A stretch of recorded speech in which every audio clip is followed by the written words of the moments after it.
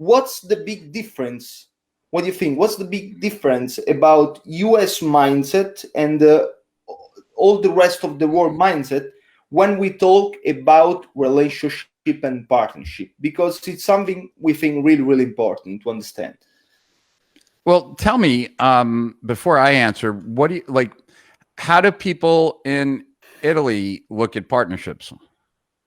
Oh, not so many, because the JV partnership, I think, died in Italy lots of years ago. Because a lot of years ago, marketers were more unite, were more there was a sort of coalition that is not happening anymore.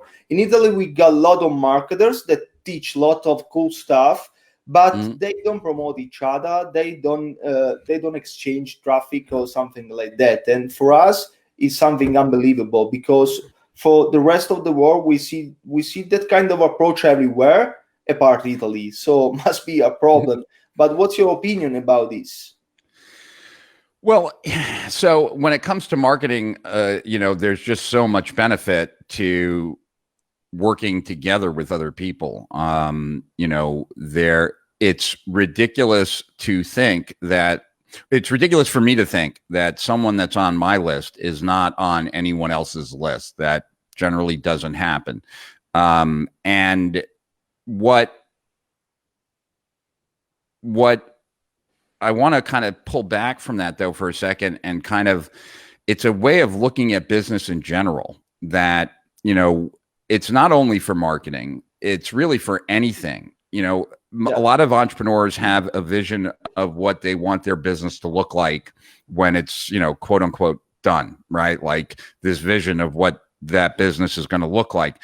And they're, where they are currently is not where they want to be. And, that vision, when we look at it separately and compare it to the current business, there are certain things like missing and, that they haven't been able to build yet. They haven't gotten yet, right? Like whatever. And more often than not, the fastest way to get there is to find another company that already has those assets that you could leverage. And that could be anything, right? Not just customer lists and prospects, but anything, right?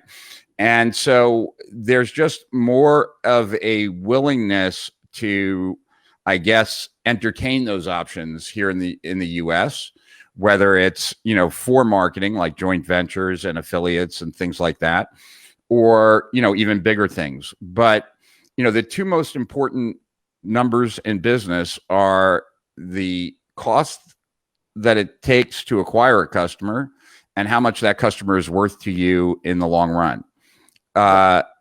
In order for the customer to be worth the most, it's better to think more expansive, that they are going to be buying other things other than what you offer.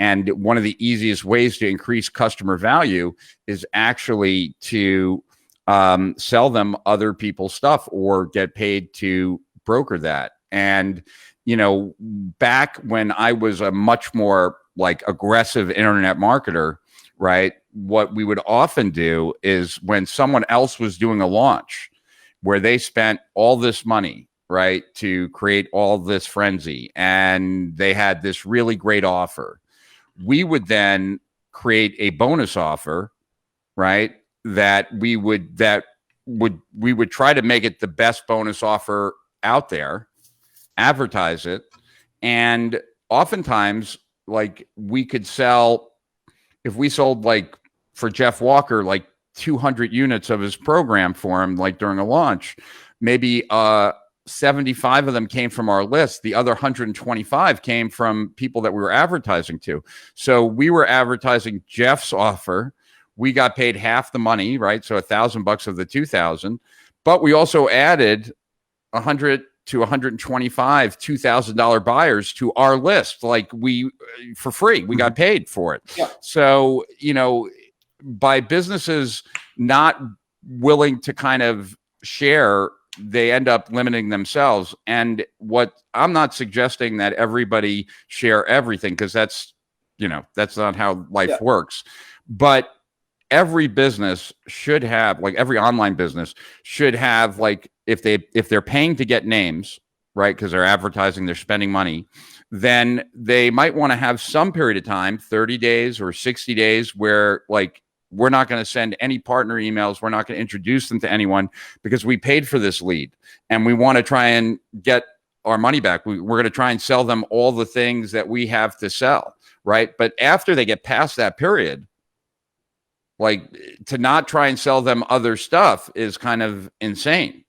And I think people really kind of hurt themselves by doing that, because then every customer that their business gets, they have to do all by themselves, as opposed to, you know, the market growing because there's so many people who are willing to partner.